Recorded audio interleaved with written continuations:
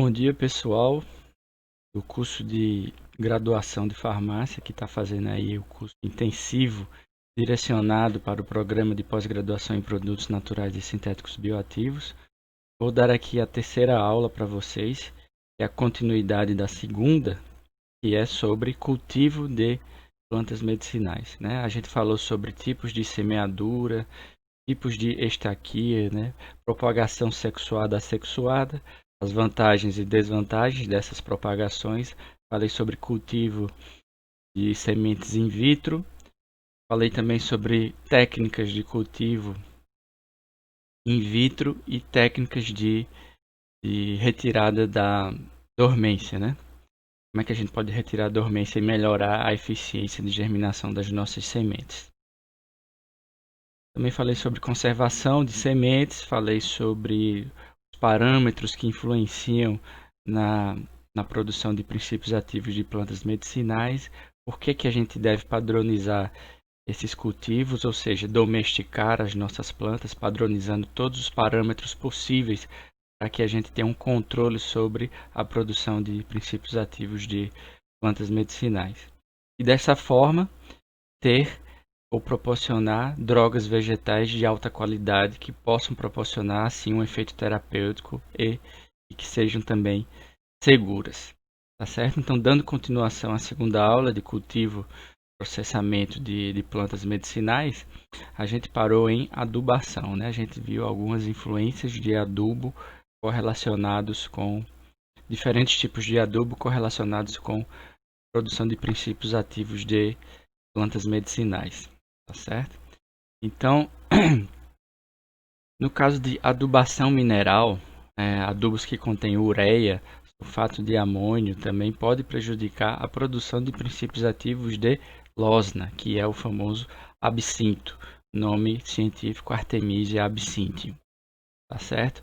Erva cidreira de arbusto, coentro e melissa também tem, quando utilizado o adubo mineral, eles podem prejudicar a produção dos princípios ativos dessas plantas. Existe uma relação exata, tipo de adubação, produção de princípios ativos? Não.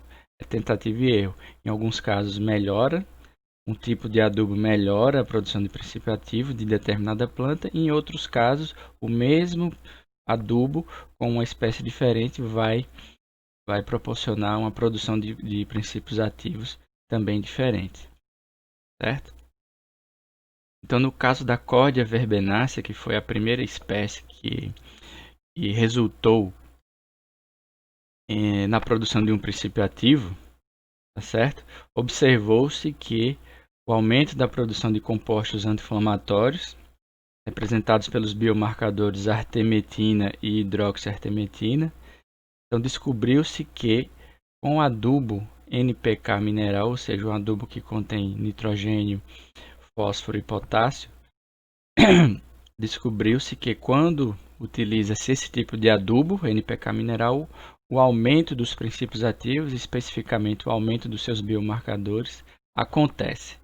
Então, o que? Artemetina e hidroxiartemetina que dão essa função terapêutica, essa função anti-inflamatória da Cordia verbenácea, que foi a planta que originou o nosso primeiro fitoterápico. Um produto de interação público-privada, né, da Federal de Santa Catarina com o laboratório Achei.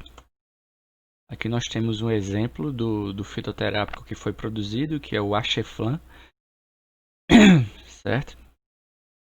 E que ele é produzido na forma de spray e na forma de pomada também. E aqui está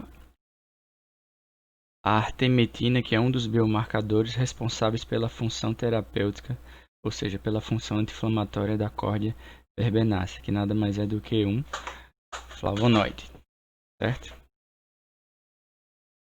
Então, a adubação orgânica ela é recomendada para plantas medicinais. Por quê? Porque se eu utilizar um adubo oriundo de lixo urbano, por exemplo, ele vai ter uma alta carga microbiana, pode ter metais pesados, e isso vai gerar o quê? Vai gerar uma matéria-prima, uma droga vegetal de baixa qualidade, já que nós vamos ingerir essa droga vegetal ou derivado de droga vegetal. E nós não queremos isso.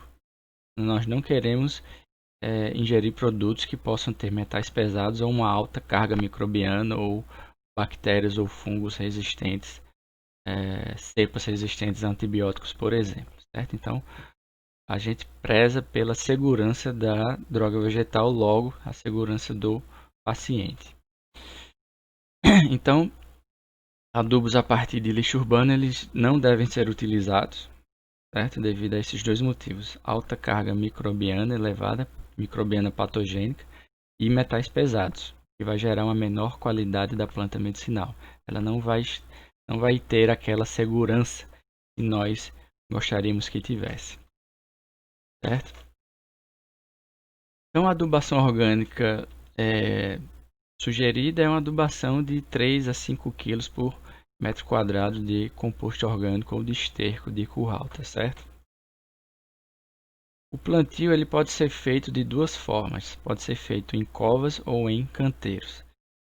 O tipo de plantio vai depender do tipo de espécie que você está cultivando, certo? Se é uma espécie arbustiva, trepadeira ou arbórea, ou seja, que vai crescer muito, o espaçamento entre as sementes deve ser de pelo menos 3 metros, certo? Na mesma linha e 4 metros entre linhas.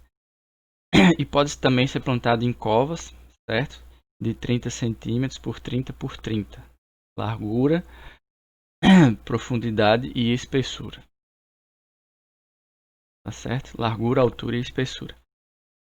Se a planta não for arbustiva, certo? Você pode ter um espaçamento menor, de 30 a 50 centímetros entre as plantas. Utilizando plantas herbáceas de pequeno porte e ciclo de vida curto, você pode fazer então essa escolha de plantar em canteiros.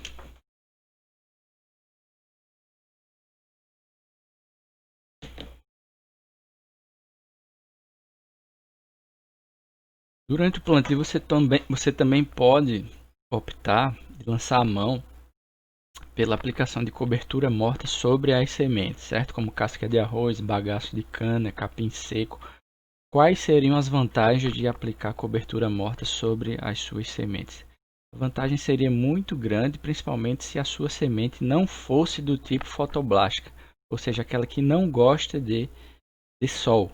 Muitas plantas, elas, quando recebem muito sol, elas não conseguem germinar, tá certo? Então isso evita a exposição direta a raios solares, impede ou evita a chegada de invasores, como possíveis predadores, por exemplo. Retém a umidade, certo? Retendo a umidade, ela tem mais chances de germinar, porque nem sempre a chuva chega no momento correto. Diminui a erosão provocada por chuvas e serve como adubo após a decomposição. Certo? Então, a aplicação de cobertura morta tem todas essas vantagens quando você pretende ter uma alta eficiência na sua plantação, seja sexuada ou assexuada. Você também pode aplicar biofertilizantes. O biofertilizante líquido ele é muito utilizado, principalmente quando a gente pretende cultivar plantas medicinais, já que defensivos agrícolas sintéticos não são recomendados para serem aplicados em plantas medicinais, certo? Aqueles defensivos agrícolas com carbamatos, etc. Esses aí devem ser evitados, certo? Porque não vão proporcionar segurança para o paciente.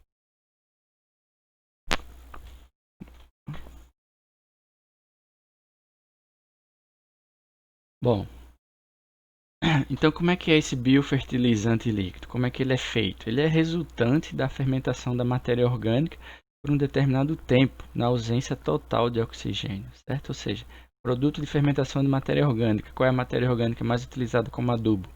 É o esterco, certo? Então ele induz a floração e aumenta a produção de biomassa. Ele também tem atividade nematicida, ou seja, ele mata os nematóides. É fungistático, ou seja, inibe a proliferação de fungos, a sua reprodução.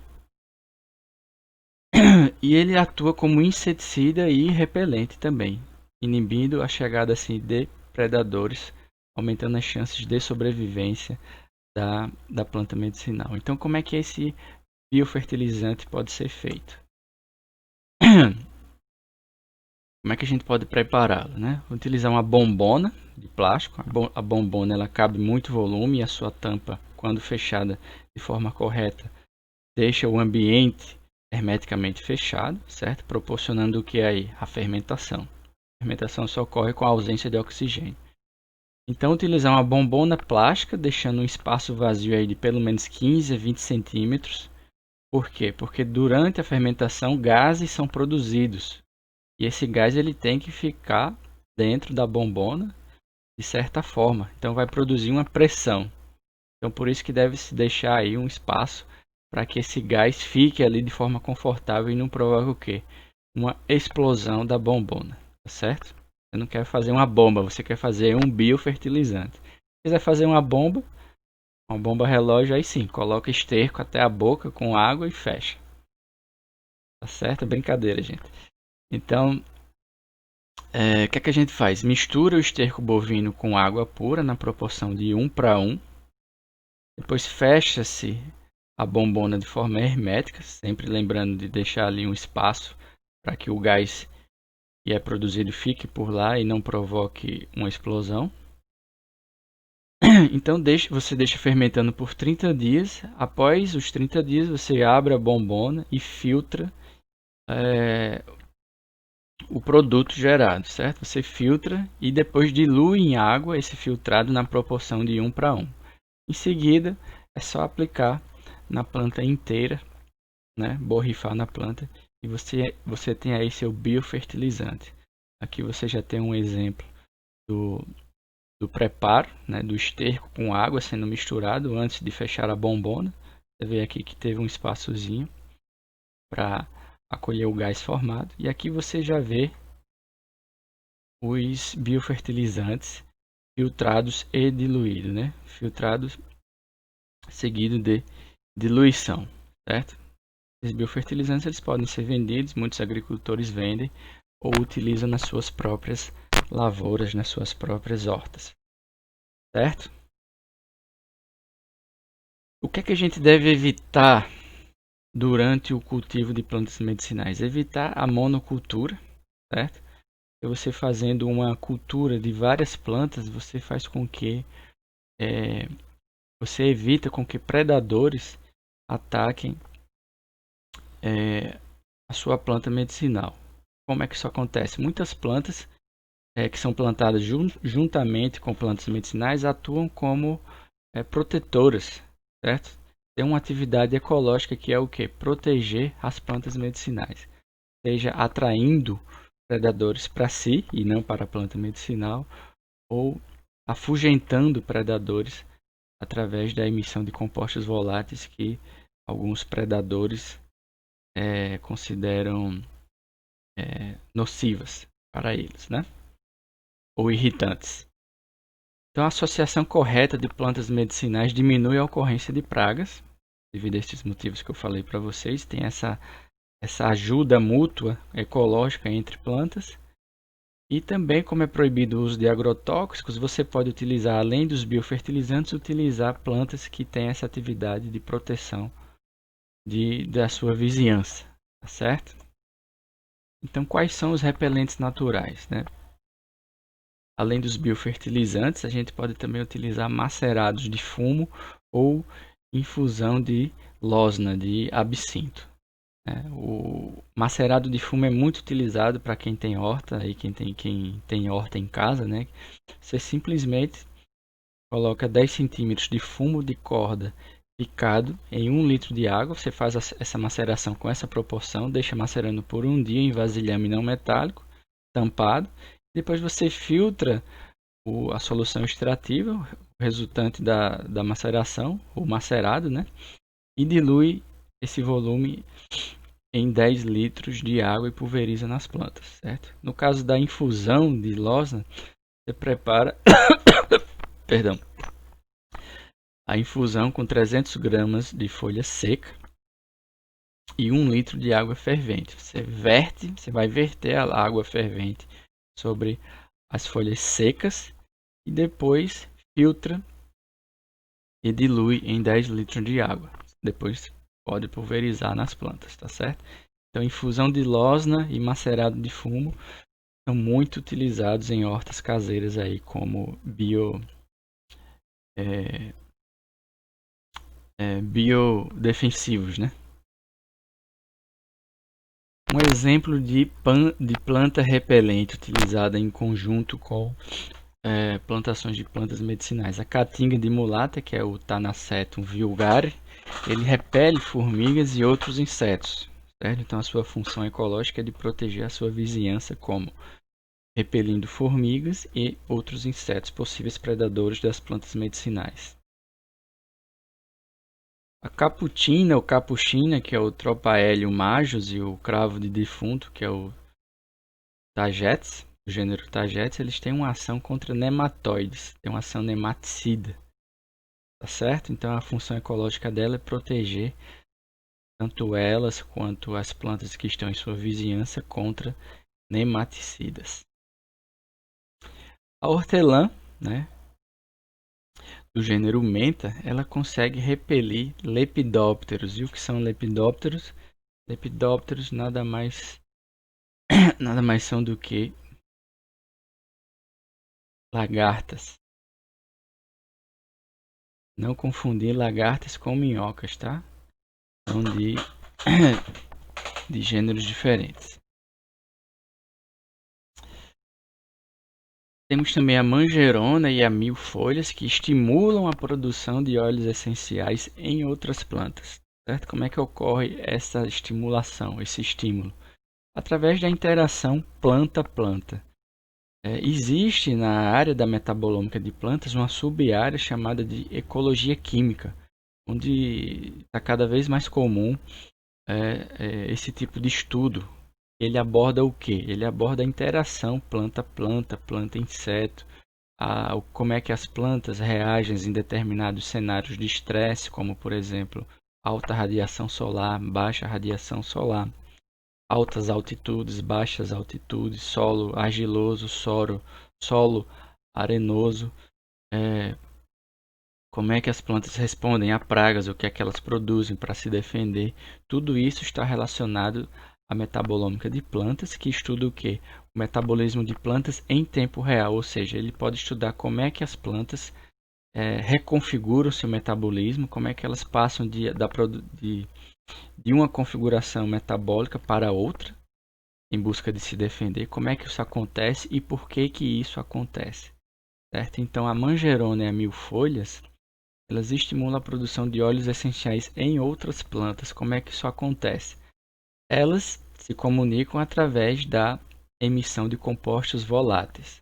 Manjerona e a mil-folhas liberam compostos voláteis e são recebidos por plantas de sua vizinhança, e esse óleo volátil recebido por outras espécies é interpretado como um código para que elas produzam mais seus próprios óleos essenciais.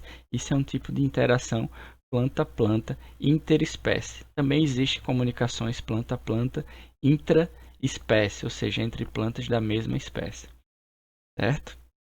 Então, o buquê de voláteis serve como um sinal, uma sinalização ou uma mensagem para as plantas de sua vizinhança, seja para produzir mais compostos voláteis, para produzir mais óleos essenciais, para produzir princípios ativos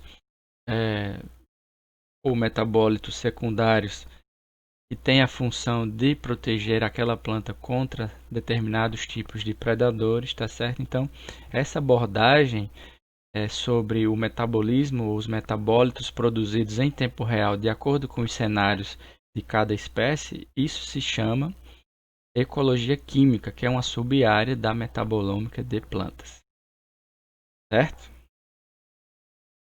Metabolômica tem esse nome em alusão às outras plataformas que vieram antes, como a genômica, transcriptômica e proteômica. Lembrando aqui rapidamente que a genômica estuda os genes,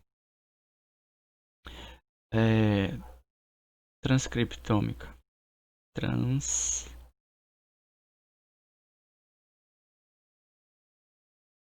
Transcriptômica estuda os RNAs, certo?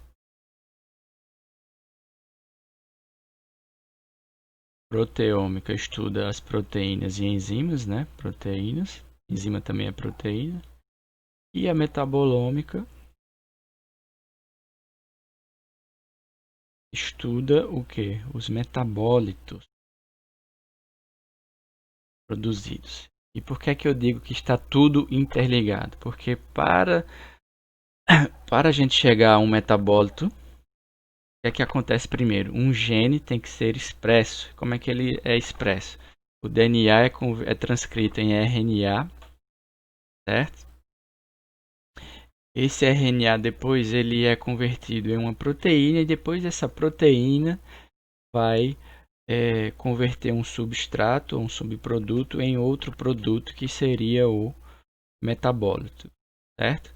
Então essa relação DNA, RNA, proteína e metabólito está interligada. Todos estão interligados, ou seja, a metabolômica está intrinsecamente, intimamente ligada com a genômica e vice-versa, tá certo? Então, quando a gente estuda genômica, a gente também tem que estudar transcriptômica, proteômica e metabolômica para ter uma ideia mais holística sobre o metabolismo dos seres vivos, tá certo? Então, eu não conheço ninguém que é especializado em todas as ômicas. Geralmente quem é especializado em metabolômica conversa com pessoas da genômica, da transcriptômica e da proteômica, e assim todo mundo se entende. Certo? Então aqui é mais um exemplo de como é que acontece essa comunicação planta-planta, certo? Comunicação interplantas e comunicação inseto-planta. Aqui vocês estão vendo, eu tirei essa gravura de um artigo da Nature dos anos 2000, falando sobre essas interações inseto-planta e planta-planta, que são as interações ecológicas que envolvem o que? Ecologia química. Essa interação planta-planta pode ser intraespecífica, certo? Entre espécies iguais. Aqui você vê um exemplo de uma planta da mesma espécie exalando compostos voláteis para outra planta da mesma espécie. Essa sinalização pode ser intraespecífica ou pode ser auto-sinalização também, certo? Quando uma planta, por exemplo, é predada em uma folha, ela manda sinalização para as outras partes da mesma planta, para que ela já consiga se reconfigurar seu metabolismo para produzir aí metabólitos capazes de proporcionar maiores chances de defesa. E existe também a sinalização entre plantas interespecífica, né, entre plantas de espécies diferentes, ou seja, ela exala esses compostos voláteis, ela está sendo predada, exala esses compostos voláteis que vão servir como sinalização, uma sinalização química para uma espécie vizinha, né? Não necessariamente da mesma espécie. Nesse caso aqui nós temos uma da mesma espécie e outra de espécie diferente, certo? Então, ao receber essa sinalização química, automaticamente a planta começa a reconfigurar o seu metabolismo em busca de proteção. Como é que ela vai reconfigurar? Através de sinalizações químicas, uma cascata de sinais, né, que esse composto volátil vai provocar na planta. Essas cascatas de sinais vão provocar a sinalização química, bioquímica dentro da espécie, que vai fazer com que ative algum gene, que vai ativar um RNA, que vai provocar a produção de determinada proteína, e vai conseguir converter um determinado produto ou um determinado substrato do metabolismo em um metabólito secundário de defesa, certo? Então existem diversos componentes de sinalização química, componentes voláteis que servem como sinalizadores químicos, tanto para espécies iguais como para espécies diferentes, certo? Temos os jasmonatos, os metil-jasmonatos, os óleos essenciais beta-ocimeno, temos o jasmono, temos aqui o etileno, certo? São componentes de baixo peso molecular, como a maioria dos compostos voláteis é, certo? Carbonilas insaturadas, alfa-beta insaturadas. Temos também o salicilato de metila, que também atua como finalizador químico, tá certo? Então, a gente pode resumir o mecanismo de defesa de plantas com esse esquema aqui que eu fiz para vocês. A gente pode resumir esse mecanismo de defesa em mecanismo de defesa direta e mecanismo de defesa indireta, tá certo? Então vamos começar aqui pelo mecanismo de defesa direta, que pode ser dividido em mecanismo de defesa direto constitutivo ou induzido. Constitutivo é aquele mecanismo de defesa que já existe na planta, independente de haver algum estímulo, independente de haver algum cenário de estresse, tá certo? Ele já é produzido, ele já está lá. E esse mecanismo de defesa constitutivo, que ele não depende de um estímulo externo, tá certo? Ele pode ser dividido em dois. Ele pode ser representado em dois. Pode ser representado por barreiras físicas, certo?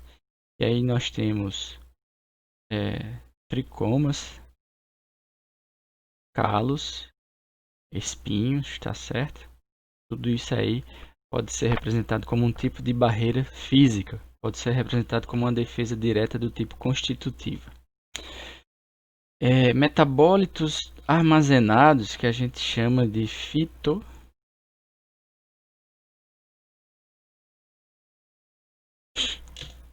fitoanticipinas, certo? São metabólitos produzidos independente de haver um estímulo externo ou não.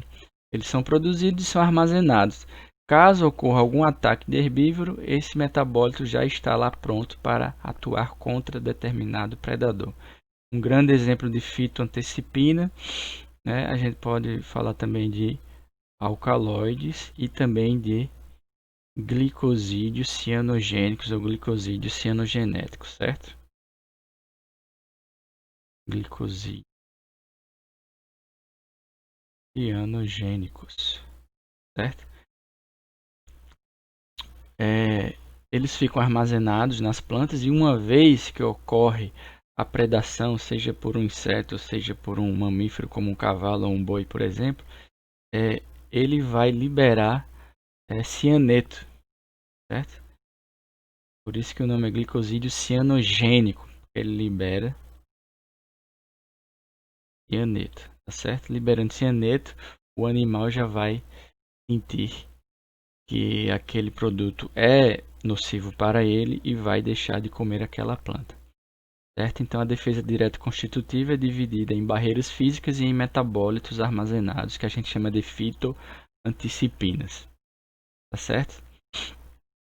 A defesa direta constitutiva com metabólitos armazenados a gente também pode chamar de defesa química, porque a defesa acontece devido à produção de compostos químicos, de metabólitos secundários, certo? No caso da defesa direta induzida, que também é uma defesa química, mas não é através de metabólitos armazenados, é uma defesa química induzida.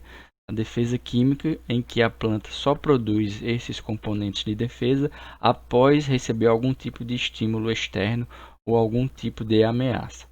É uma resposta sistêmica a partir de uma injúria mecânica ou de um ataque de herbívoro, por exemplo, tá certo? Ocorre a predação, ocorre algum tipo de injúria mecânica na planta e a partir daí a planta vai produzir estes compostos daquela mesma maneira que eu falei para vocês aqui. Algum gene é estimulado, certo? É expresso, provocando assim no final a produção de metabólitos secundários capazes de atuar como metabólitos de defesa, certo? Então aí nós temos diversos tipos: alcaloides, flavonoides, saponinas, tá certo? Agora vamos para a defesa indireta. Defesa indireta é aquele tipo de defesa em que, uma vez ocorrida a estimulação externa, seja por uma mordida de um inseto ou muitas das vezes seria por mordidas ou herbivoria, melhor dizendo, de insetos. Vamos supor que ocorre aí uma herbivoria de um inseto, de um lagarto em determinada planta. Ela pode atuar ou ativar o seu mecanismo de defesa direta induzida, né, expressando determinado gene, favorecendo a produção de determinado metabólito de defesa. Ou seja, esse metabólito vai produzir algum tipo de defesa contra aquele inseto que está provocando, que está fazendo a herbivoria, ou ele simplesmente, né, esse produto produzido, ele vai atuar diretamente no inseto, no herbívoro, no predador. Por isso que a gente chama de defesa direta induzida. Na defesa indireta, o produto liberado pela planta não vai atuar diretamente no predador. O que é que ele vai fazer? Ele vai liberar compostos orgânicos voláteis ou néctar extrafloral capazes de atrair o predador do predador da planta, certo?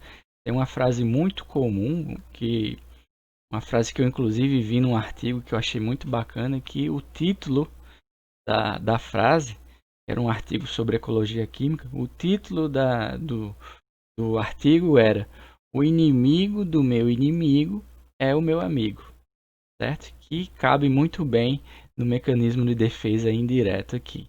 O que acontece? A planta é predada, libera voláteis, certo? A planta é predada, libera voláteis, compostos voláteis. Esses compostos voláteis vão atrair o predador do predador da planta. E esse predador do predador, ele é atraído pelo volátil que foi exalado pela planta. E aí ele vai atuar no predador da planta, no caso da lagarta, certo? Então, se a planta não pode fugir, não pode correr, ela pode liberar compostos voláteis e chamar alguém, como se fosse a polícia, né, os corpos de bombeiros, que seria o predador do predador. O predador do predador chega e aí consegue eliminar aquela praga que estava prejudicando a planta. Tá certo? Então, a planta sai ganhando e o predador do predador também sai ganhando, porque ele vai se alimentar daquela praga lá. Certo? Então, é um mecanismo de defesa indireto, muito interessante. Cada vez mais eu percebo que está tudo interligado na natureza. Tá certo? Planta se comunicando com planta, com inseto, né? O clima também está tudo interligado. Então aqui vocês estão vendo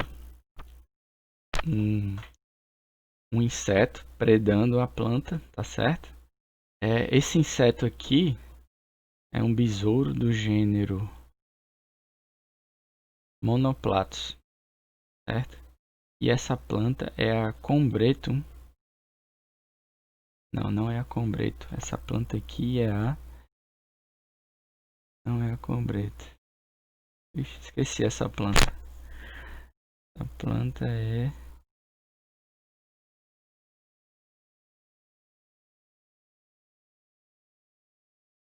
Ah, lembrei. Essa planta aqui é a Peperomia obtusifolia, certo? Então, eu estudei essa planta, Peperomia obtusifolia, estava fazendo análise metabolômica do que ela produzia antes e após o estresse hídrico, e tinha esse besouro que ele me atrapalhava muito, ele ficava predando a minha planta, ele me atrapalhava muito, muito mesmo. Parecia uma praga lá no no herbário. Então, eu tive a ideia de utilizar esse besouro nos meus experimentos para saber o que é que ela produzia antes e após a predação dessa planta, da Peperomia obtusifolia, tá certo? Da família Piperácea.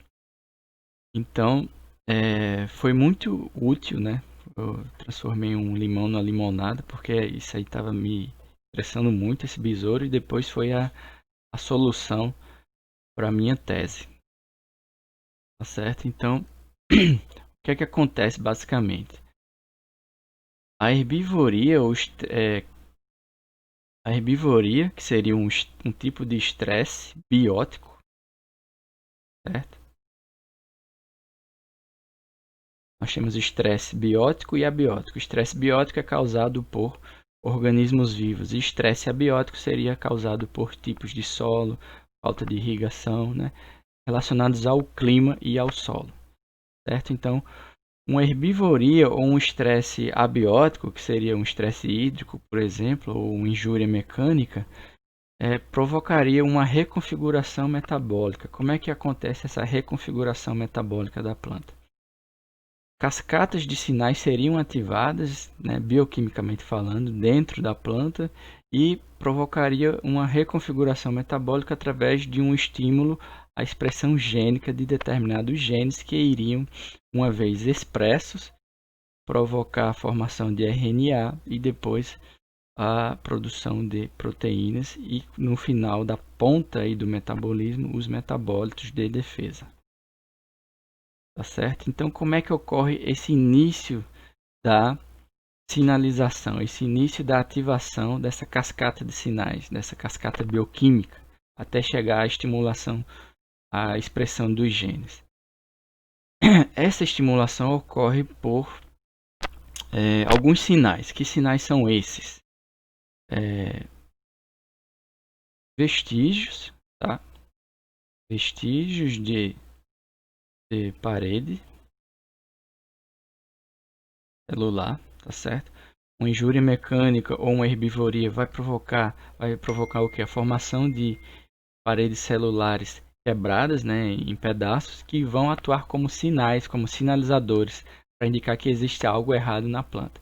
Esses vestígios de parede celular, eles vão atuar como gatilho, e vão iniciar aí essa cascata bioquímica que vai provocar na ponta das reações metabólicas aí a produção de metabólitos de defesa, certo? Vestígios de parede celular são um dos sinais mais comuns e também enzimas presentes na saliva dos herbívoros, né, dos predadores.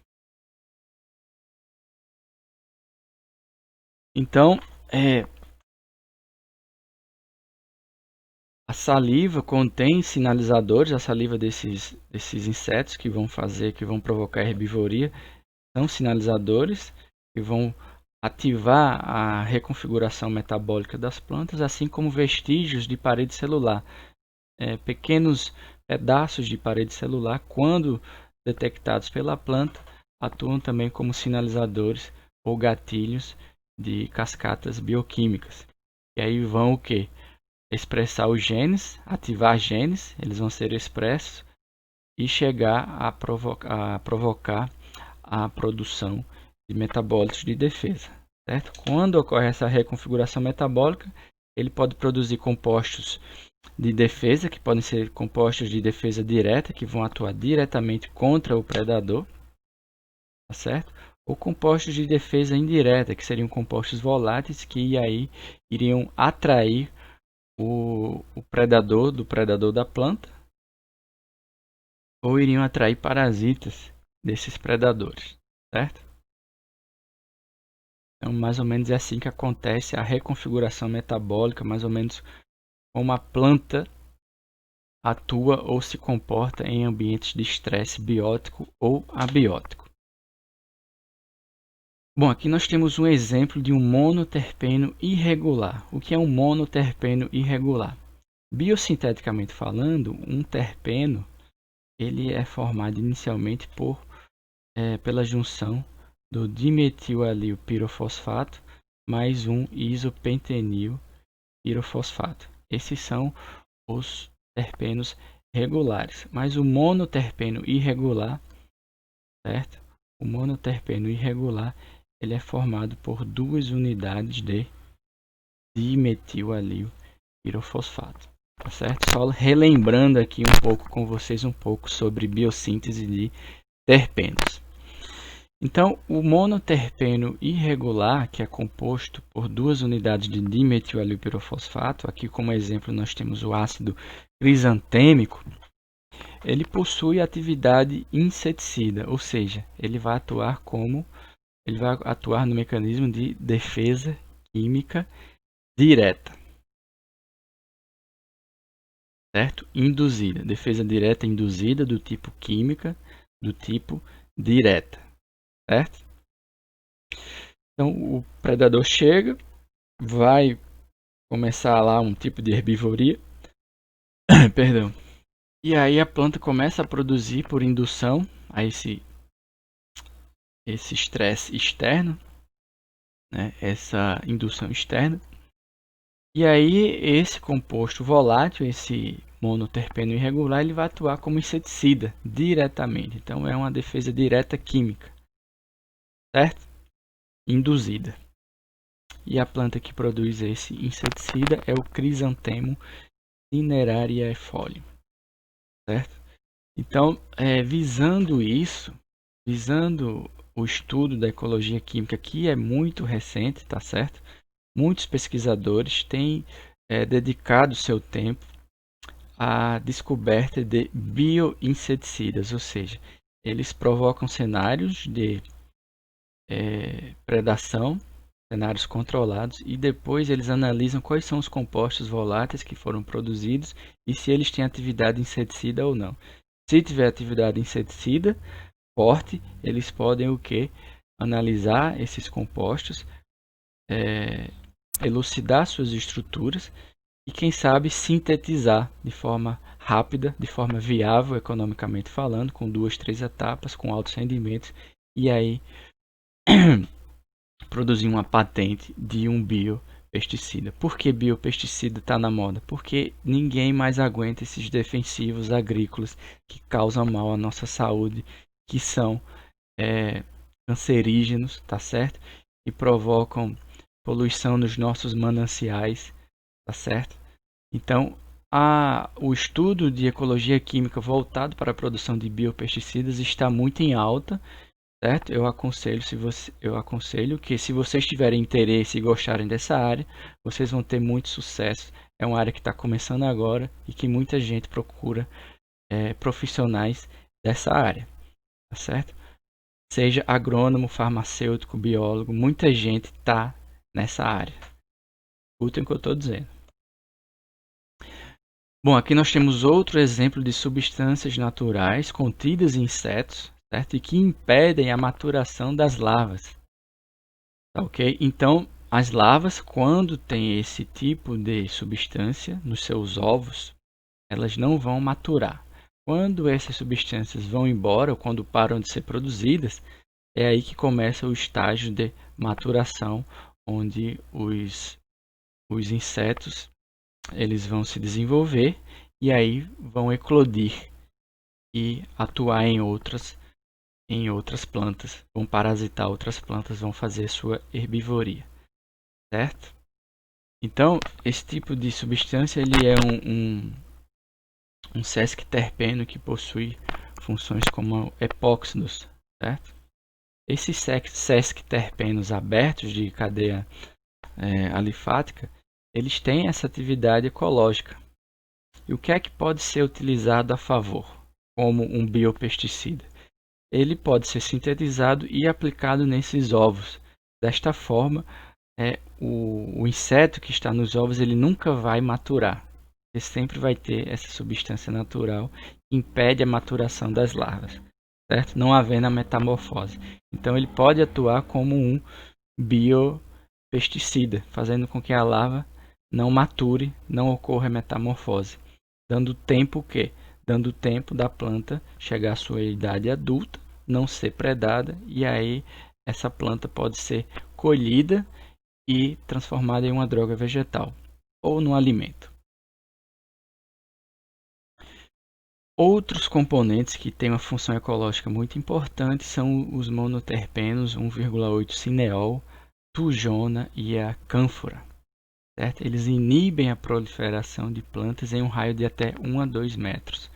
Certo? As plantas que exalam esse componente, esse monoterpeno, fazem com que sementes que estão a 1 ou 2 metros ao redor não consigam germinar. O que é que isso vai provocar de vantagem aí para a planta que está exalando estes monoterpenos?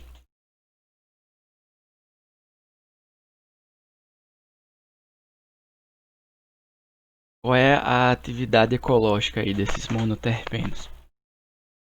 Ela vai fazer com que a planta não tenha competidores por luz solar, competidores por nutrientes do solo, tá certo? Ela vai ter mais chances de ter mais água para ela, mais sol, ou seja, ela vai ter mais chances de sobrevivência. Ela vai inibir uma competição num raio aí de 1 a 2 metros, possibilitando mais nutrientes, mais solo para ela, mais água e mais luz solar. Tá certo? Então, essa função ecológica aí é importantíssima para a sobrevivência das plantas que exalam esses compostos. Aqui nós temos um exemplo da Artemisia californica e do Eucalyptus globulus, né? Eucaliptos, tanto o eucalipto quanto o pinheiro, vocês veem floresta de eucalipto, floresta de pinheiro, vocês percebem que sempre tem um espaçamento entre eles, né? Devido a essa inibição provocada por esses monoterpenos, que tem essa atividade ecológica que a gente também pode chamar de atividade alelopática e que possui uma certa aleloquímica. Então tem a atividade alelopática ou aleloquímica, que é uma função ecológica desses monoterpenos exalados por essas plantas. Tá certo? Então, o eucalipto tem essa função. Você vê algaroba, muito encontrada no sertão. Ela não é originária aqui do Brasil, mas parece que é, porque ela tem uma grande capacidade de sobrevivência, de propagação, muito provavelmente devido a essa ação aleloquímica dos seus compostos. Tá certo? O eucalipto também e os pinheiros também têm essa função aleloquímica, além da artemisia.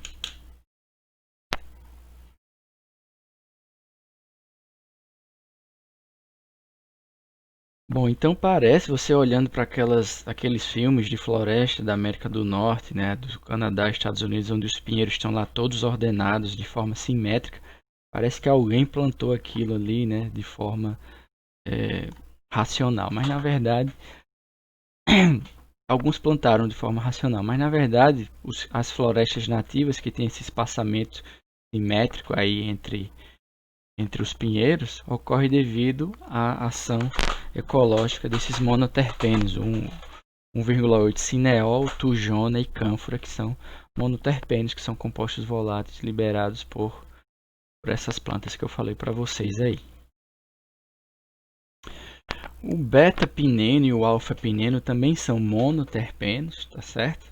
E que tem essa função inseticida. Essa função inseticida contra seus predadores.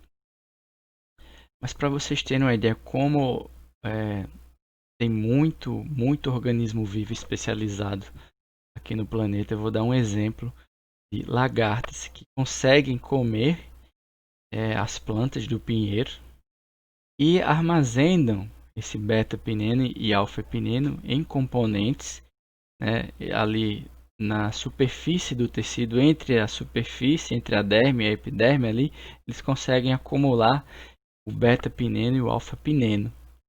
E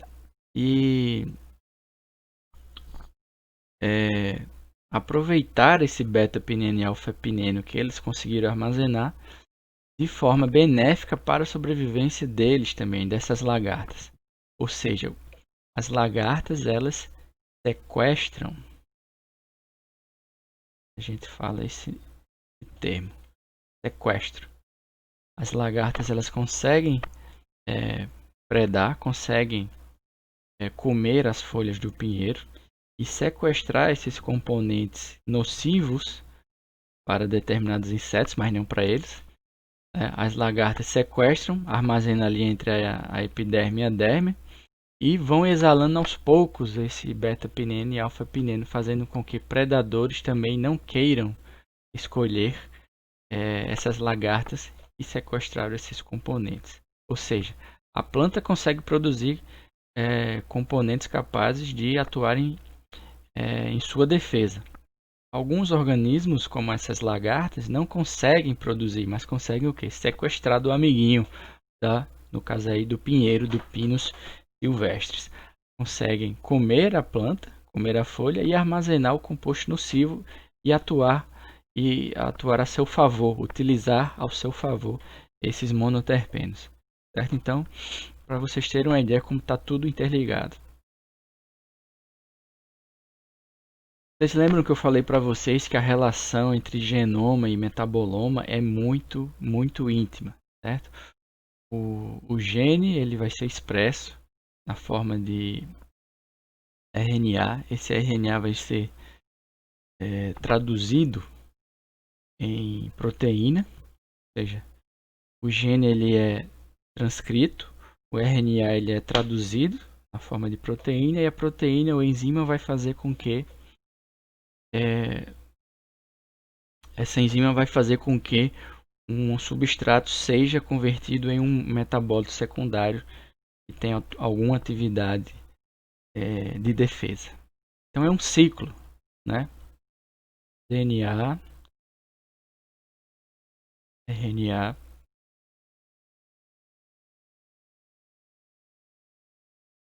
proteína,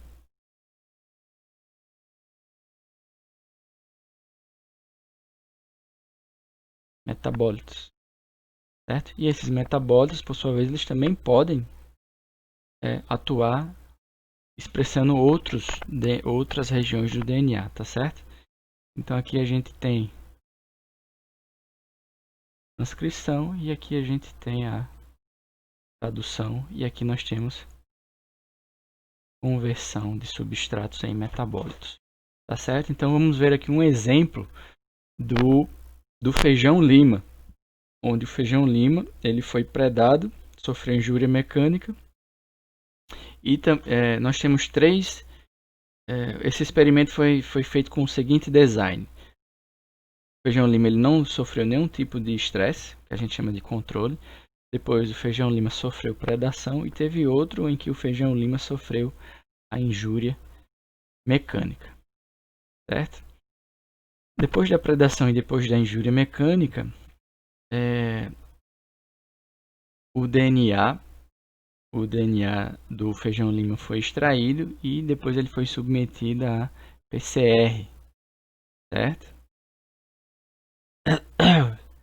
Reação de cadeia em polimerase, muito utilizada para você ver quais foram os genes que foram expressos, tá certo? Ele amplifica os genes que foram expressos. Então, na predação, eles analisaram esses 1, 2, 3, 4, 5, 6. Esses 6 genes aqui. E eles avaliaram através de PCR e com a predação, alguns desses genes foram expressos. O PAL não foi expresso, certo? Na injúria mecânica, alguns também foram expressos, outros não, tá certo? Então, isso é um tipo de metodologia em que você pode correlacionar o genoma com o metaboloma. Dessa forma, você pode fazer engenharia genética, retirar um genoma ou duplicar um genoma. Caso você queira que ele seja expresso, você pode duplicar aquele genoma para aumentar assim, o estímulo de produção daquele metabólito, que a gente chama de estímulo positivo. Ou você pode também fazer um estímulo negativo, retirando aquele genoma que foi expresso que você não queria que fosse expresso, para não resultar o quê? Não resultar na produção de determinado metabólito, certo? Aqui nós temos um exemplo de um DNA, que é o PDF 1.2, encontrado na mostarda, né?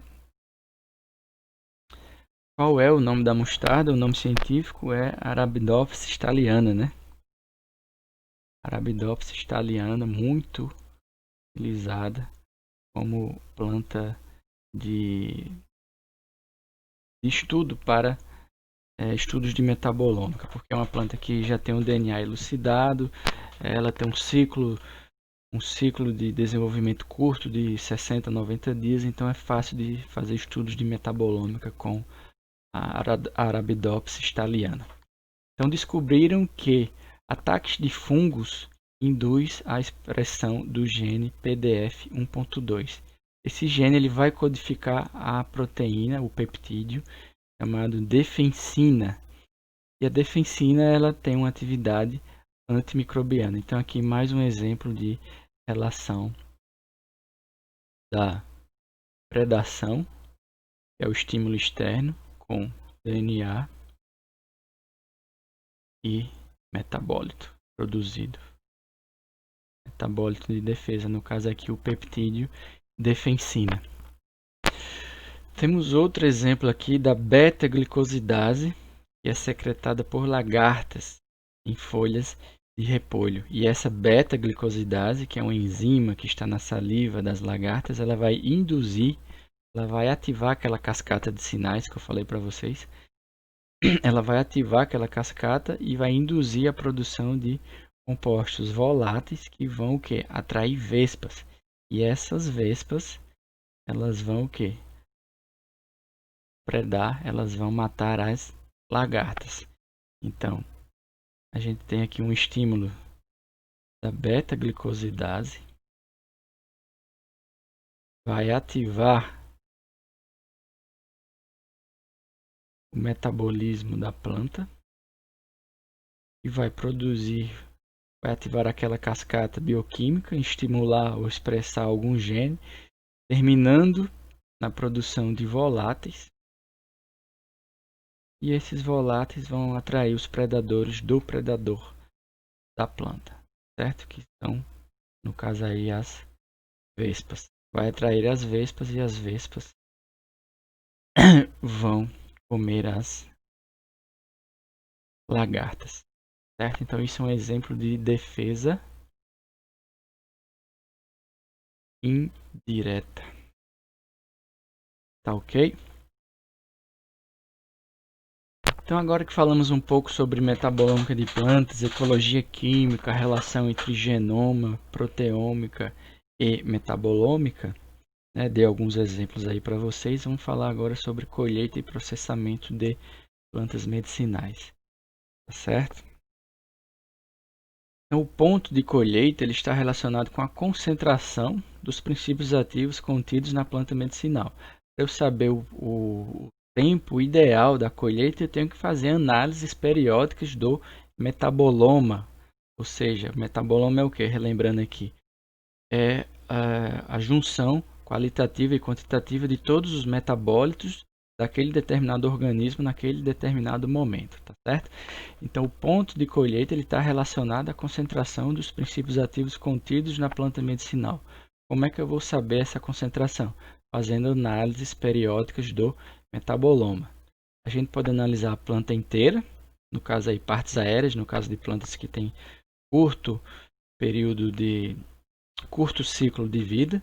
A gente pode fazer também análise metabolômica em determinados períodos de tempo de determinados órgãos da planta, tá certo? A gente também pode fazer em determinadas épocas do ano ou horas do dia. Tudo isso, todos esses parâmetros podem influenciar na concentração final de princípios ativos de plantas medicinais, tá certo? Então, um exemplo aqui de órgão de planta relacionado com princípios ativos de plantas medicinais.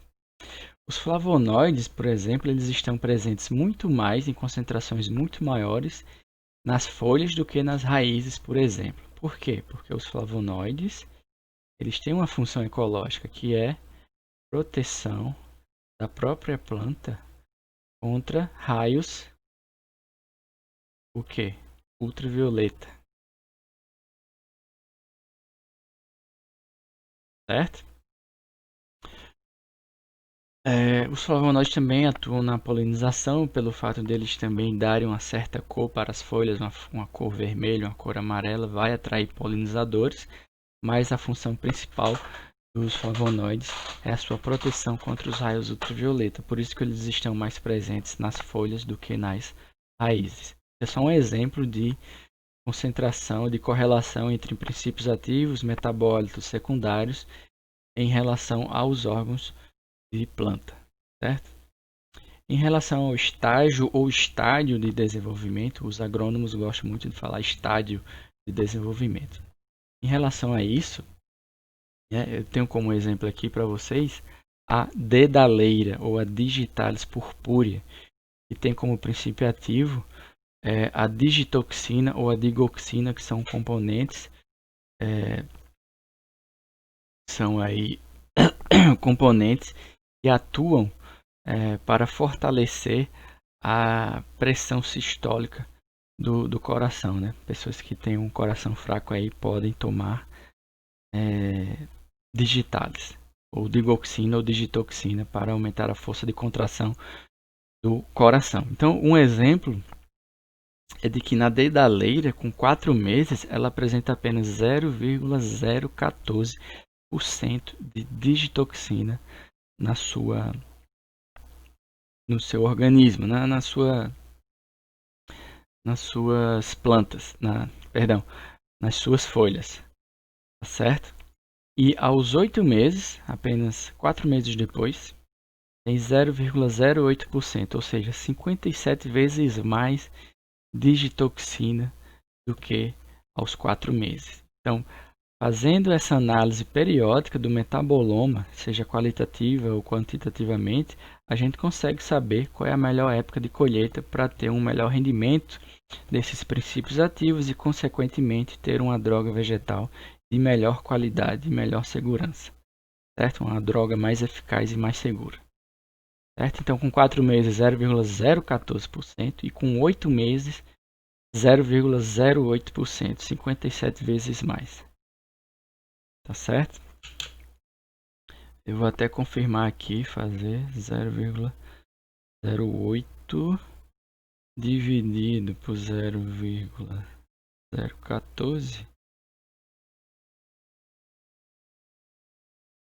Opa, 0,08 dividido por 0,014. 5,7. Perdão, gente. 5,7 mais.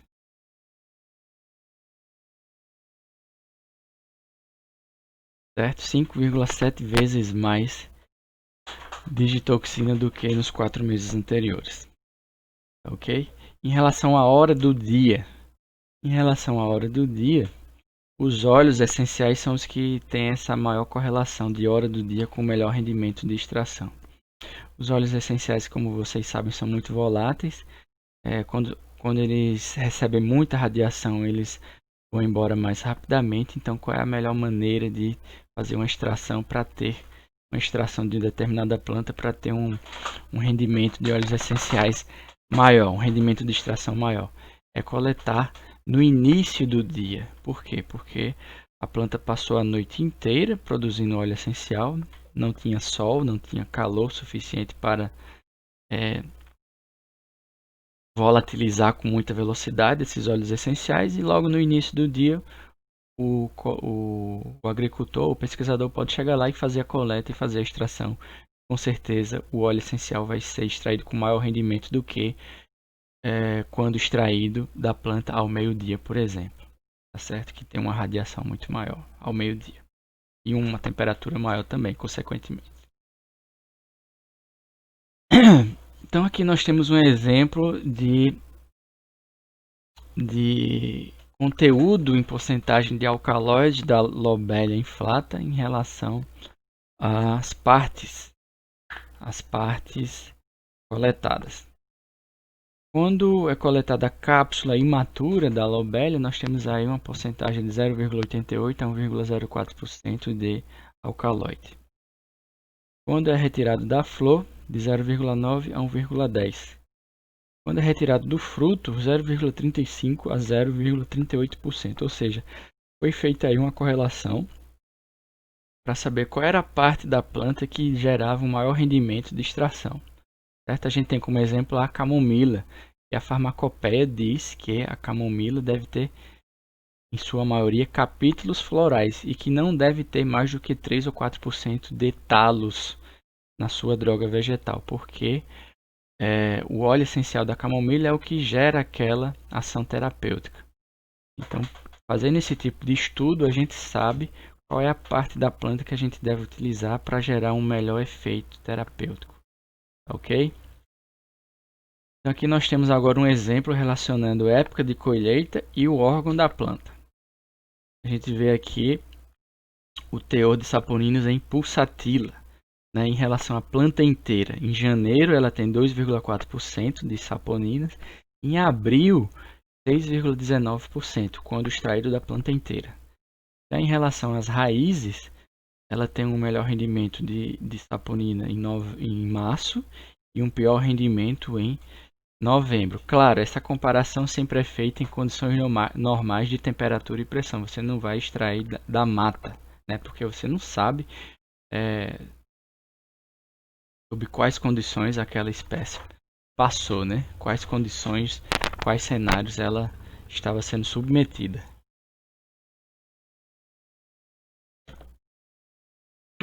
Tá certo? Então aqui o fruto.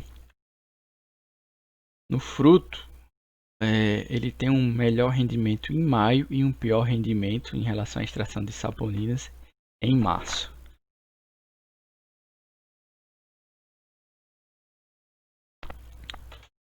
Bom, aqui nós temos um acompanhamento, uma avaliação de estudos qualitativos e quantitativos do metaboloma da Cinchona leggeriana, certo? A Cinchona leggeriana é uma planta daqui da América do Sul que dela foi isolada a quinina. A quinina que é utilizada como composto antimalárico e que serviu de inspiração, né, através de estudos de química medicinal e estudos de relação estrutura-atividade, né? Essa estrutura da quinina ela foi melhorada através de estudos de relação estrutura-atividade, estudos de química medicinal, gerando o que aí? A cloroquina. Cloroquina, que depois, através de estudos de relação estrutura-atividade, né, eles perceberam que a cloroquina era muito tóxica e que, através de relação estrutura-atividade, de estudos de química medicinal, eles poderiam reduzir essa toxicidade da cloroquina adicionando uma hidroxila. E aí chegou-se a hidroxicloroquina. Tá certo? Então, a cinchona é uma planta aqui da nossa região. Dela foi extraída a quinina e a partir dela, né, que é um alcaloide, a quinina, a partir dela, né, tomou-se como uma estrutura de inspiração para produzir compostos mais eficazes e mais seguros, chegando aí a hidroxicloroquina. E que hoje em dia fala-se muito, né, na hidroxicloroquina contra a doença Covid-19, certo? Olha só que bacana, gente. Olha só que bacana, como ninguém ia imaginar que uma planta aqui da América do Sul, né, utilizada pelos indígenas, fosse resultar, né, nessa uma possível cura da Covid-19. Eu sei que ainda é muito polêmico, mas a gente não pode descartar que ela pode ser útil ou não, certo? Mas a gente ainda não tem certeza, né, se a hidroxicloroquina ela é eficaz ou não. Mas em breve a gente vai bater o martelo aí e saber se é muito eficaz ou pouco eficaz em relação ao combate do vírus, do coronavírus, no caso aí da doença Covid-19. Então, um estudo que analisa de forma qualitativa e quantitativa componentes químicos de uma planta ao longo do seu desenvolvimento, a gente chama isso de estudo de ontogenia química, certo? Ontogenia química. E através de estudos de ontogenia química,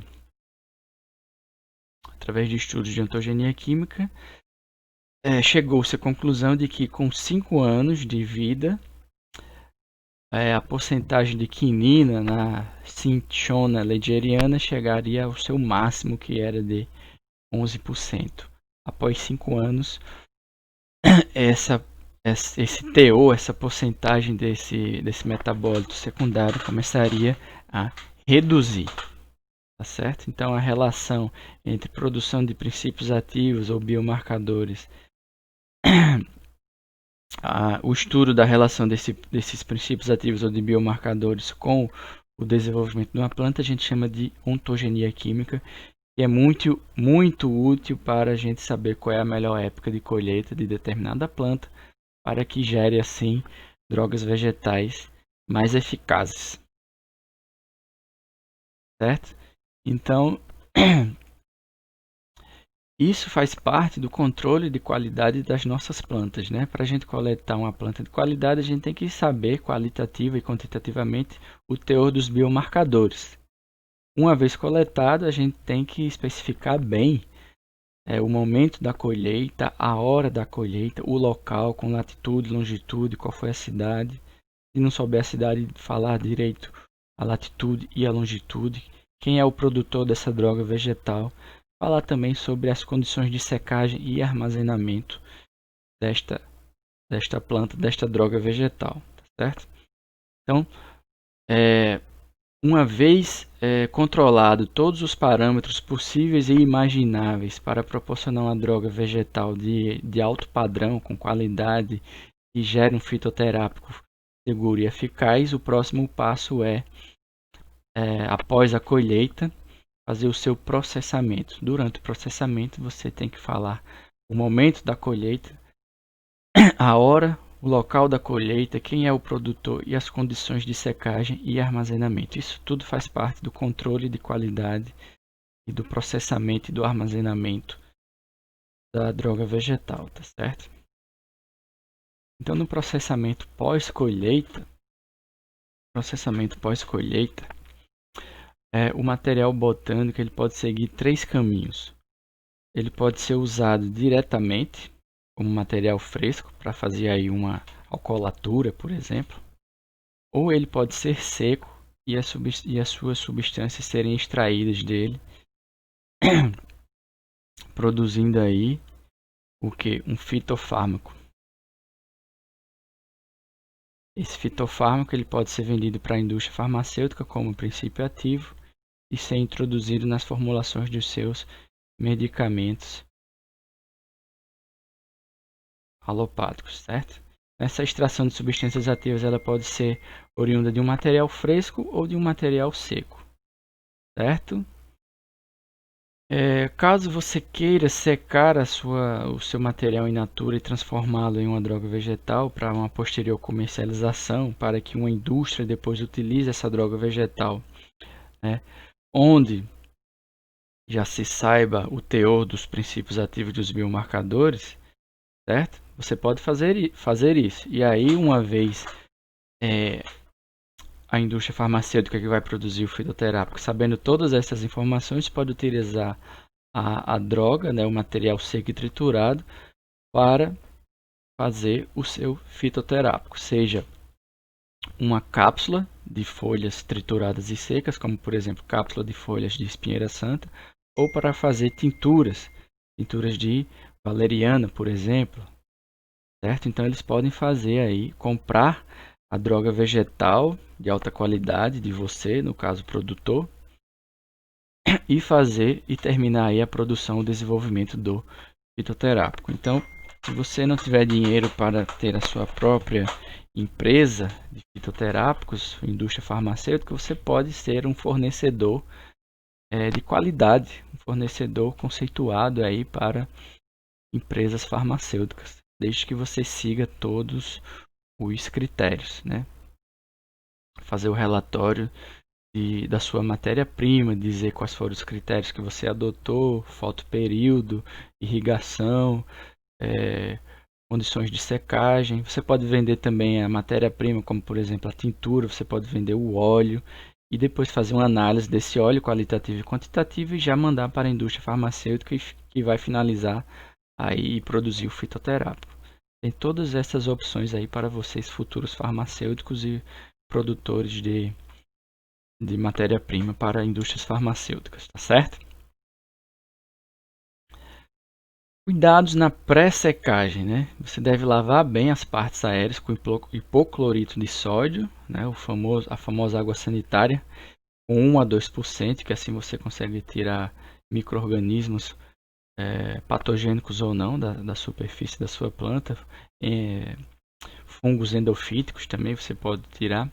Então depois você deve separar bem as plantas de espécies diferentes, secá-las de forma independente para não ter aí uma mistura ou uma possível adulteração, sem querer, claro, né? Eliminar corpos estranhos como pedras, areia, etc. Ou insetos que morreram durante a secagem. Cada parte da planta ela deve ser seca em separado para você evitar aí contaminação cruzada e aí uma possível adulteração de forma involuntária, claro, né? A secagem ela pode ser feita de forma natural ou de forma artificial, tá certo? Ela pode ser feita ao ar livre ou pode ser feita em estufas de ar circulante, onde você pode controlar a temperatura e a umidade. Você pode também secar em liofilizadores, certo?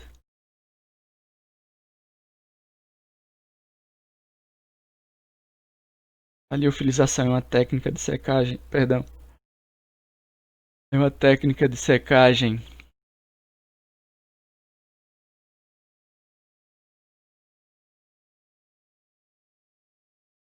A liofilização é uma técnica de secagem mais cara, mas era muito utilizada quando o produto, o metabólito secundário, o biomarcador, o produto terapêutico, o princípio ativo daquela planta, ele é termolábil, por exemplo. Certo? Então, como a liofilização é uma secagem a frio,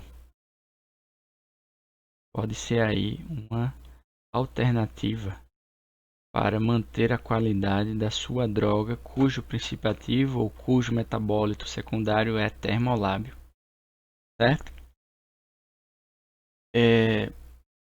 O teor de umidade ideal da sua droga vegetal varia, no caso de folhas e flores, de 5 a 10%. Por quê? Porque se for mais de 10%, pode provocar aí um início de uma proliferação ou de crescimento de micro-organismos. Abaixo de 5%, a droga fica quebradiça, tá certo? Fica quebradiça, fica difícil de manipular. E a sua apresentação, a sua estética também não é tão bonita. Cascas e raízes, aceita-se aí entre 12% e 20%, certo? Armazenamento da droga você pode fazer em caixas de madeira não aromática, ao abrigo de luz, ao abrigo da umidade, em potes de vidros de âmbar de preferência, ou em sacos de polietileno ou polipropileno, como no caso aqui da gravura, certo? Em lugar escuro e seco para evitar a degradação de compostos fotossensíveis, certo?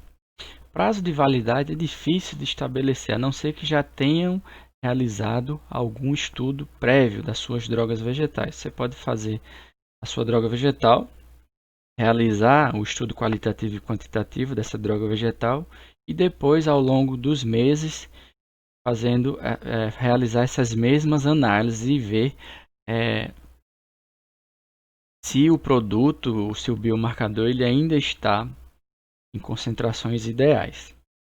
Tá certo? Se ele ainda estiver em concentrações ideais, você pode dizer que até aquele momento em que você fez as suas análises, acompanhando periodicamente, qualitativa e quantitativamente, os biomarcadores dessa droga vegetal, você consegue garantir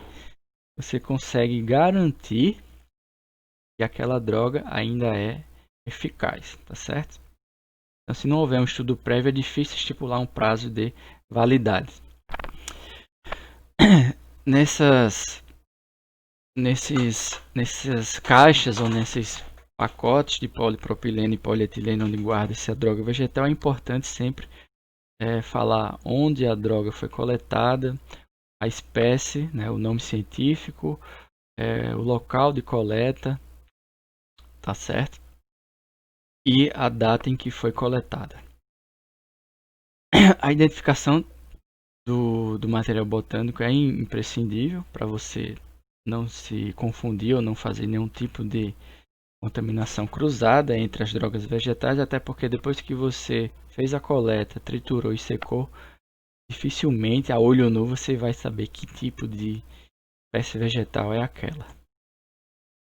Tá certo? Então aqui a gente tem um exemplo de estudo de metabolômica, onde você deve fazer a coleta e logo após a coleta cessar todas as reações enzimáticas que estão acontecendo naquele exato momento da coleta, para que você tenha certeza de que ao analisar o metaboloma daquela planta que foi coletada naquele momento, não houve mais nenhuma produção a mais ou a menos de metabólitos secundários ou primários. Já que você cessou as reações enzimáticas, não tem como o metaboloma modificar de forma qualitativa ou quantitativa.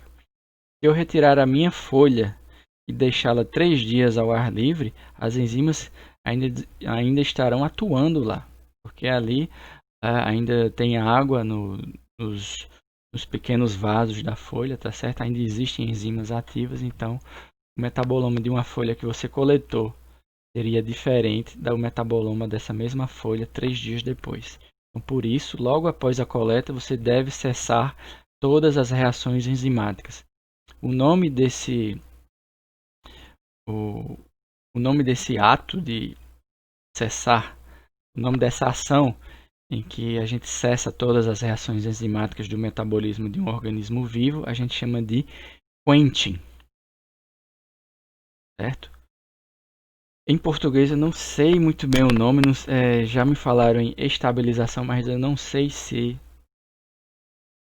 pode ser aplicado. Estabilização. Então, uma vez realizado o quenching, você pode fazer aí já a trituração do material botânico. Geralmente esse quenching a gente realiza com nitrogênio líquido, certo? Por que eu utilizo nitrogênio líquido? Mas no próximo slide eu vou explicar para vocês, falando sobre os tipos de quenching. Então, utilizando nitrogênio líquido, você pode triturar o material botânico, obtendo assim um material fino, capaz de ser extraído, né? Você aumenta a superfície de contato, logo melhora a capacidade de extração. Então aqui você fez o quench, aumentou a superfície de contato do seu material botânico e em seguida você faz a extração. Você pode fazer a extração utilizando um triturador juntamente com um solvente apropriado para a extração dos seus compostos. No caso aqui a extração foi realizada com metanol, já que o objetivo não era produção de fitoterápicos, eu pude aqui utilizar o metanol, que é um solvente tóxico. Caso o objetivo fosse produção final de um fitoterápico, esse solvente estaria descartado. Após a extração, uma filtração rápida, secagem e depois análise por cromatografia líquida de alta eficiência, ressonância magnética nuclear, cromatografia gasosa acoplada à espectrometria de massas ou cromatografia gasosa aplicada ao headspace e depois um tratamento estatístico capaz de fazer uma triagem mais rápida sobre quais são os produtos mais produzidos ou menos produzidos por quais amostras. Tudo isso eu posso saber fazendo análise estatística dos dados gerados pelas minhas análises, seja análise de cromatografia líquida, RMN, massas, etc. Mas aí no caso, análise estatística, para eu falar mais para vocês, eu teria que ter todo um curso só para falar de análise estatística para vocês. Então aqui é um resumo de estudo metabolômico que pode ser feito. É um estudo rápido, em tempo real, qualitativo e quantitativo dos metabólitos produzidos por plantas em determinados cenários, em cenários específicos. Tá certo? Então, os tipos de quench, quais são eles? Quais são os tipos de quench? Bom, eu falei para vocês o tipo de quench com nitrogênio líquido. O nitrogênio líquido ele fica mais ou menos menos 190 graus Celsius, tá certo? Então, qualquer enzima abaixo de menos 20 graus Celsius não tem praticamente nenhuma atividade. Então, a menos 190 você garante aí o quenching, a cessação, a parada da atividade das reações enzimáticas. Logo, você garante aquela foto metabólica que a gente chama, do seu organismo naquele momento de coleta. Esse é o mais utilizado. Por quê? Porque o nitrogênio gasoso, o nitrogênio líquido, ele não vai degradar meus compostos, ele não vai provocar a formação de artefatos, tá certo? Então ele é limpo, ele é mais verde, certo? Então outras maneiras de fazer quenching seria através de uma mudança drástica de pH, porque mudando o pH as enzimas vão ser degradadas. As enzimas elas são sensíveis à mudança de pH e temperatura. Então, mudando o pH, utilizando soluções ácidas como ácido trifluoroacético ou soluções alcalinas como hipoclorito de sódio, eu vou conseguir aí fazer o meu quench, mas ao mesmo tempo eu posso degradar aí os meus metabólitos e produzir artefatos, produtos que eu não queria que fossem formados, porque eles poderiam gerar aí umas informações não fiéis, não fidedignas em relação ao meu metaboloma daquele exato momento. Soluções muito quentes, como por exemplo etanol a 80 graus, também são utilizadas, mas podem degradar os meus compostos. Certo? Soluções muito frias, como metanol a menos 40 também. O metanol a menos 40 graus eu já fiz com o metanol a menos 40 graus. Ele faz o quench, mas ele praticamente não consegue extrair. Extração a menos 40 graus com o metanol. O objetivo de você utilizar o metanol a menos 40 graus é de fazer o quê? O quench e ao mesmo tempo a extração, já que você está utilizando metanol a menos 40. Mas essa extração é muito ineficiente, certo? Consegue fazer o quench, mas a extração é muito ineficiente devido à temperatura, que é muito baixa. Tá certo? Então a gente terminou aqui, a nossa aula, que foram a aula 2 e a aula 3 agora, que foi sobre cultivo, colheita e processamento de plantas medicinais. Falei um pouco de metabolômica de plantas e um pouco de controle de qualidade. Certo? Vou terminar por aqui a aula com vocês e vou passar um questionário para vocês fixarem mais o conhecimento sobre cultivo, colheita e processamento de plantas medicinais, certo? E agora eu vou corrigir aqui o estudo dirigido da primeira aula, que foi de plantas medicinais, certo? Então vamos lá.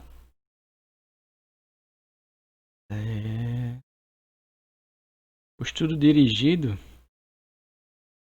sobre plantas medicinais foi esse aqui, né? Que eu fiz essas perguntinhas para vocês massificarem mais, para vocês fixarem mais o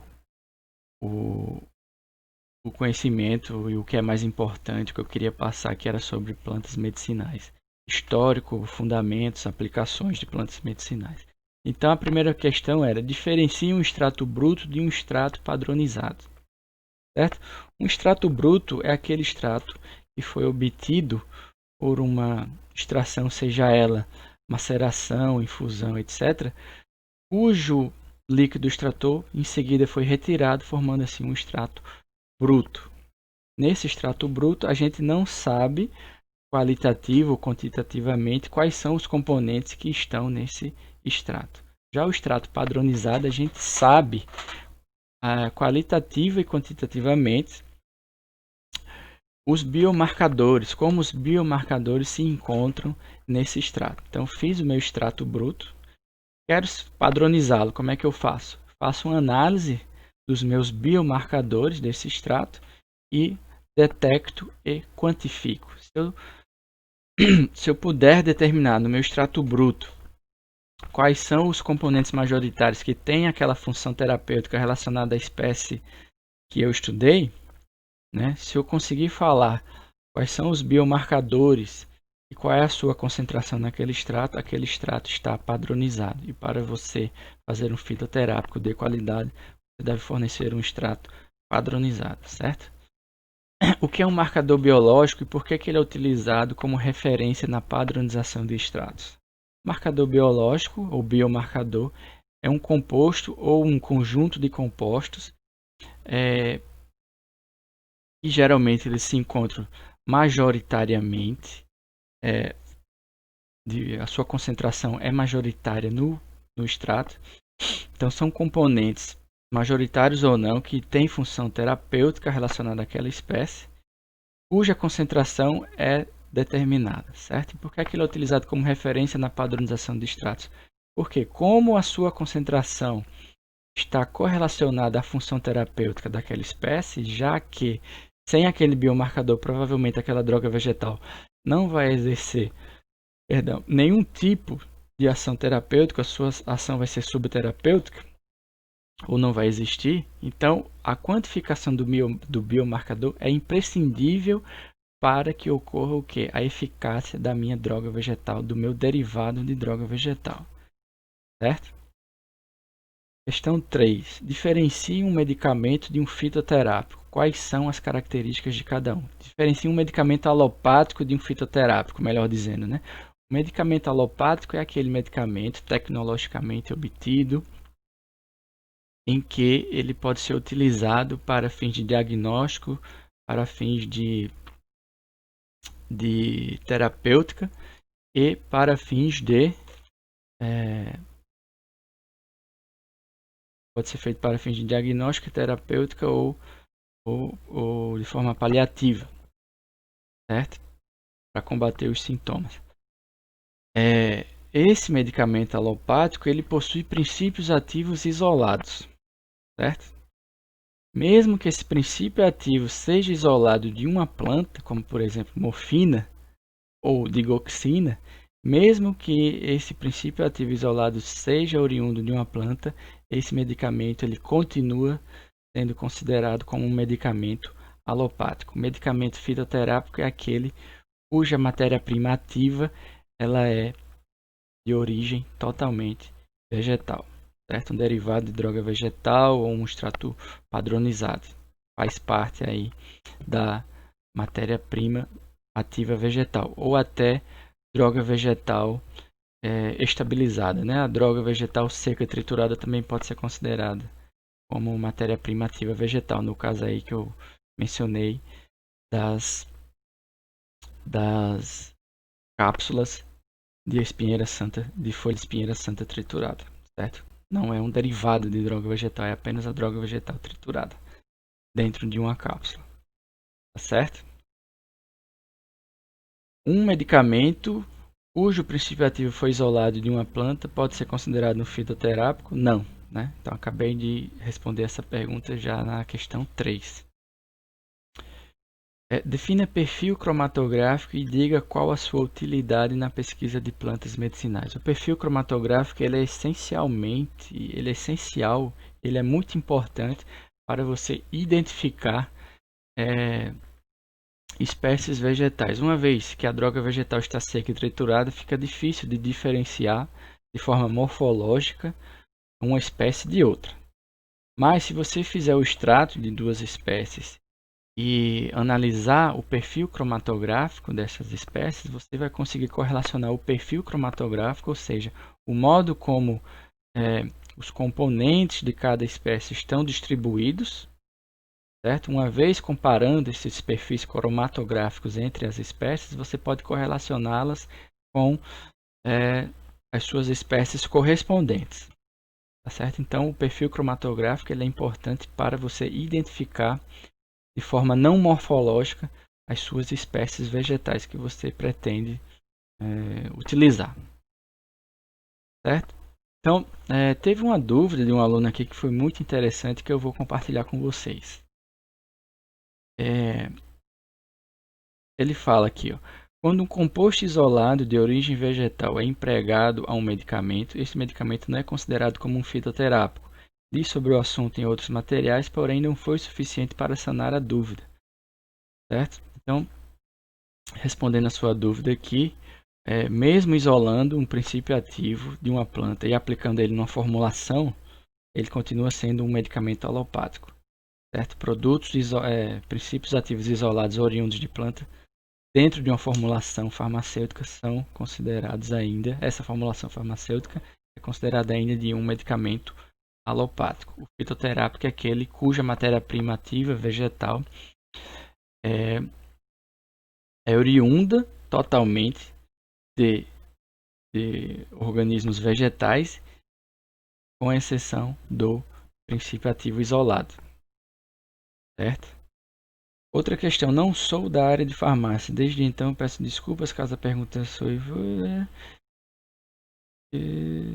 Mas nos fitoterápicos são administrados em forma de comprimido, a composição destes é apenas o extrato padronizado mais o recipiente. Ele quer saber se o fitoterápico é composto do extrato padronizado mais o recipiente. No caso dos encapsulados, seria apenas o extrato padronizado, tá? E ele gentilmente me parabenizou pela aula aqui. Então vamos lá. Todas as dúvidas... segundo a RDC 26 de 2014, que dispõe sobre registro de medicamentos fitoterápicos, um fitoterápico é definido como um produto obtido de matéria-prima ativa vegetal, exceto substâncias isoladas, com finalidade profilática, curativa ou paliativa. Esta matéria-prima ativa vegetal de que trata a RDC 26 de 2014 pode ser um extrato padronizado, seco ou fluido, assim como parte da droga vegetal. Medicamentos que possuem como princípio ativo substâncias isoladas, mesmo que de origem vegetal, como morfina ou digoxina, não são considerados medicamentos fitoterápicos, e sim medicamentos alopáticos. Tá? Fitoterápicos, apresentados sob a forma de comprimidos e cápsulas, podem conter em sua formulação matéria-prima ativa vegetal, exceto substâncias isoladas, e recipientes como desagregantes, agregantes, diluentes, lubrificantes e corantes de origem não vegetal. Em alguns casos, podem ser encontradas cápsulas cujo conteúdo interno consiste apenas da droga vegetal triturada, como exemplo de cápsulas de folha de espinheira santa. Ou seja, os recipientes de origem não vegetal são permitidos em formulações de medicamentos fitoterápicos. Entretanto, a matéria-prima ativa deve ser de origem vegetal, tá? Incluindo os produtos isolados. Provavelmente, eu irei frisar melhor esses detalhes que devem ter sido dúvidas de muitos de vocês aqui. E muitos de vocês se confundiram ainda um pouco nas respostas sobre a questão 4, né? A pergunta da questão 4. Se um medicamento cujo princípio ativo é isolado de uma planta, se ele pode ser um fitoterápico ou não. Tá certo?